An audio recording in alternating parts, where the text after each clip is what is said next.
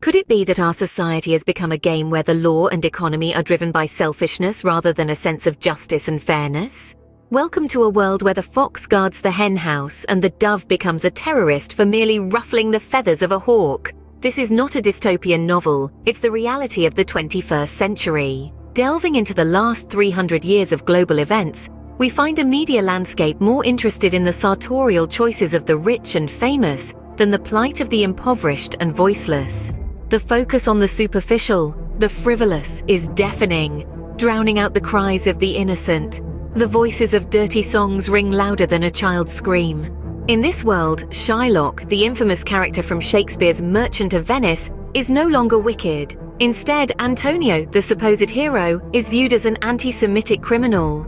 A stark reminder of how perception and morality can shift over time, often with unsettling implications. Amid this chaos, the real victims are the people. Their suffering is the wind directing the sails of our society towards a new course. Corruption in politics, driven by the very nature of law and capitalism, leads to gains rooted in self-interest. The prisoner's dilemma presents itself, and silence is not an option.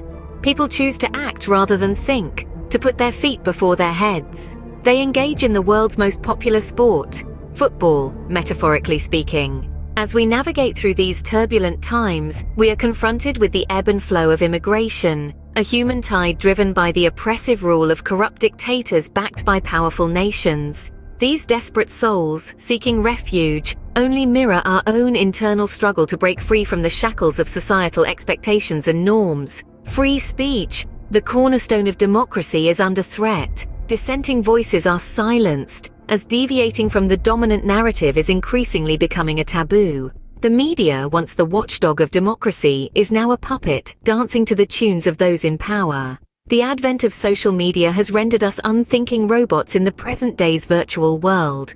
Our eyes are glued to the screens in our hands, our ears filled with a cacophony of meaningless praises, lauding our cleverness, poise, and character.